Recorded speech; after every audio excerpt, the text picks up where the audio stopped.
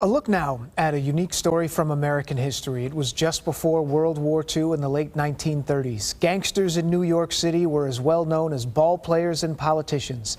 But what many people don't know today, the role an infamous Jewish mobster played in fighting the rise of fascism, right here in the 5 boroughs. To the palaces of George Washington, troops from foreign entanglements. It was the evening of February 20th, 1939. A capacity crowd inside Madison Square Garden. Images hard to believe today. To the palaces of George Washington. 8 decades ago, they called it a pro-American rally sponsored by the German-American Bund, an organization based in Manhattan with thousands of members across the country. Inside the most famous arena in the world, the Garden, the swastikas hanging next to a portrait of George Washington. There were scuffles and fights, but also open support of Hitler from sympathizers in the city, endorsing a rise of fascism in Europe. It was 2 years before the U.S. would join World War II, short reels like this providing news updates to Americans everywhere. Over the North Sea, the bombers fly. An RAF air fleet on its way for a daylight attack against a #1 objective. In the buildup to the conflict, back home, there was also unexpected buildup of support for the enemy.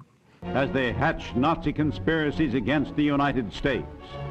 And throughout it all, there was another war, this one unfolding on the streets of New York, with a few unexpected heroes. And the war for the hearts and minds of America has already begun, but only a limited number of people are aware of it. Michael Benson is author of the new book, Gangsters versus Nazis, How Jewish Mobsters Battled Nazis in Wartime America. The German-American Bund was trying to build solidarity in the German voters so they could be a political force. That was their short-term plan. In the long term, of course, they wanted to make the United States a larger carbon copy of Nazi Germany. So city judge Nathan Perlman recruited infamous Jewish gangster Meyer Lansky. Meyer Lansky was a childhood friend of Lucky Luciano, Bugsy Siegel, and Mickey Cohen. Next time the Nazis have a rally in Manhattan at the Yorkville Casino on East 86th Street, and they charge in. And they put a hurting on these guys who are not at all prepared for a fight. It had never occurred to the Nazis that they could have problems. 7 Nazis ended up going to the emergency room. The worst injury is a broken femur because, and Lansky later admitted this, he and another guy dropped one of the Nazis out of a 2nd-story window, which played fast and loose with the no-killing rule, but they got lucky. In Newark, Lungi Zwillman, seen bottom right, battled fascism. Mickey Cohen, bottom left, cracked Nazi skulls in Los Angeles. And David Berman beat back the threat in Minneapolis. When the judge offered to pay for their services, they all refused. Here's what they told him. It's our duty. Later on, they called it their patriotic duty.